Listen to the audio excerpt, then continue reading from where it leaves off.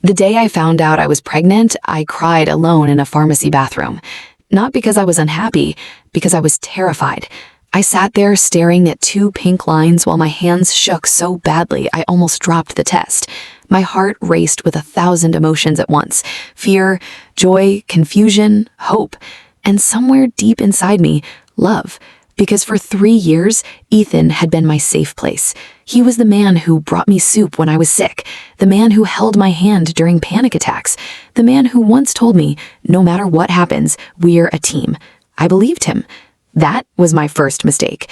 I remember walking home in the rain that afternoon with the pregnancy test hidden inside my purse like it was something fragile and sacred. I imagined his reaction the entire way.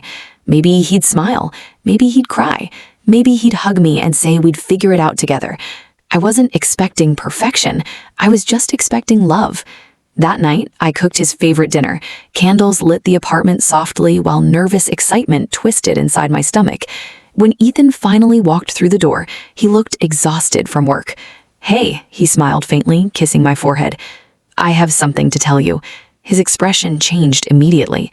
I laughed nervously. "Don't panic, okay?" That sentence alone should have warned me. I handed him the tiny box holding the test. For a second, he just stared at it silently.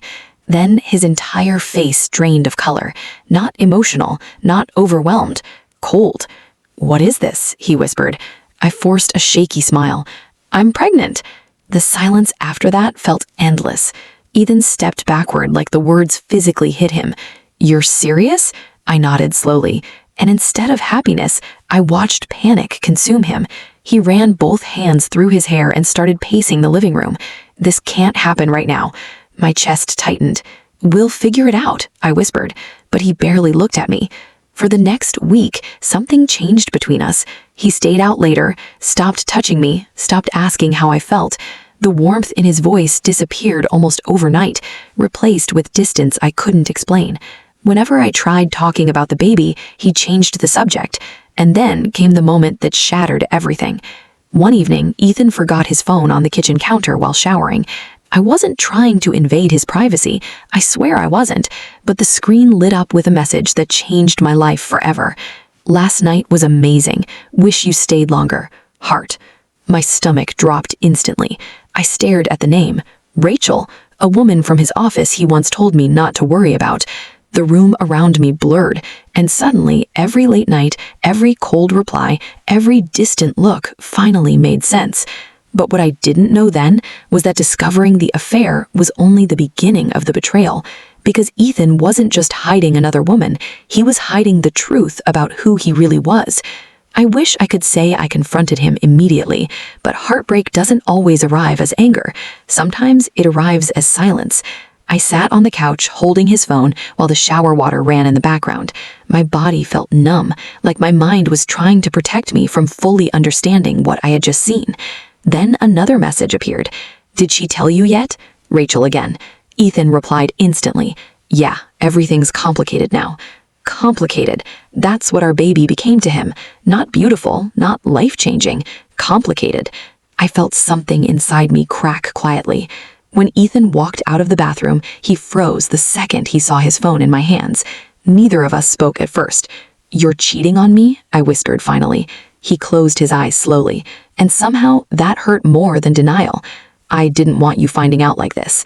I laughed bitterly through tears. "How thoughtful."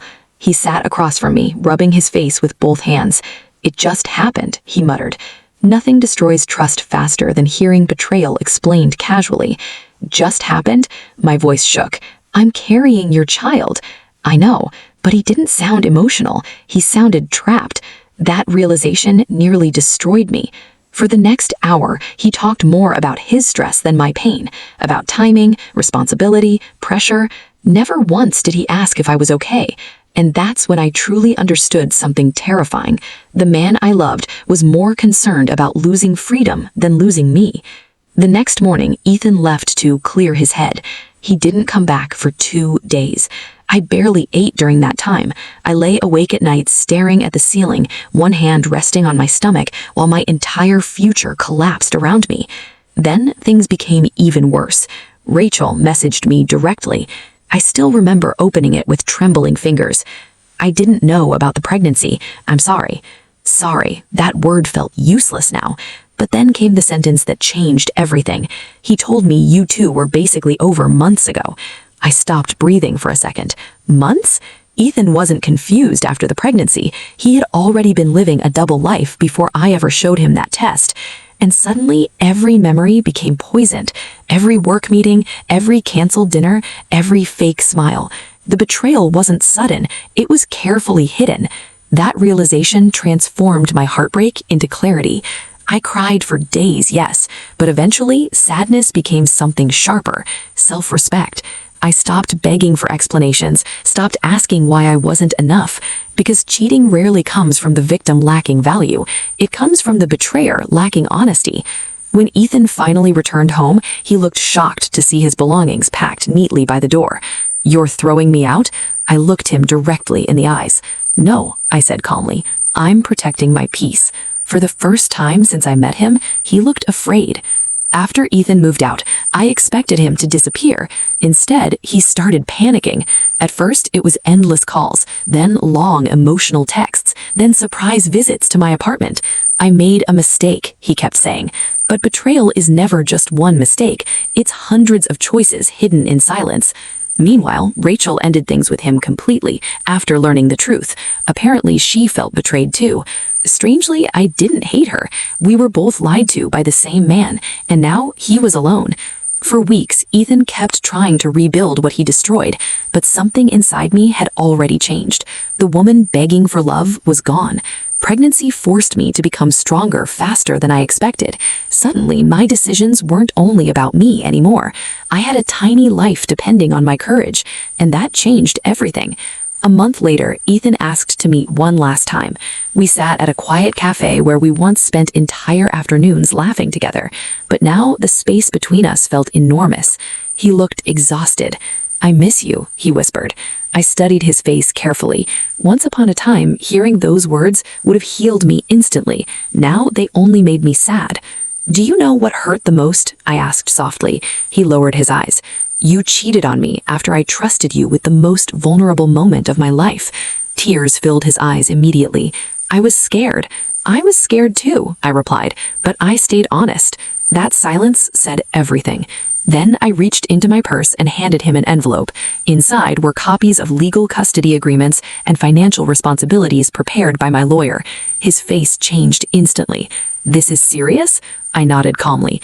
"You didn't act like a partner, so now we handle this responsibly." For the first time, Ethan realized love could leave quietly, not dramatically, not loudly, just permanently. Months later, I gave birth to a beautiful baby girl, and honestly, holding her for the first time healed wounds I thought would stay forever. Ethan sees his daughter occasionally now, but our relationship never recovered. Trust once shattered rarely returns in the same shape.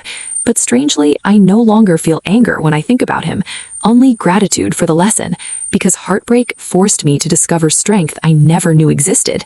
People think betrayal destroys you instantly. Sometimes it does the opposite. Sometimes it introduces you to the strongest version of yourself. The woman who stops begging, stops shrinking, stops confusing love with tolerance. And the biggest lesson I learned through all of it was simple. The right person will never make you feel alone in the moment you need them most.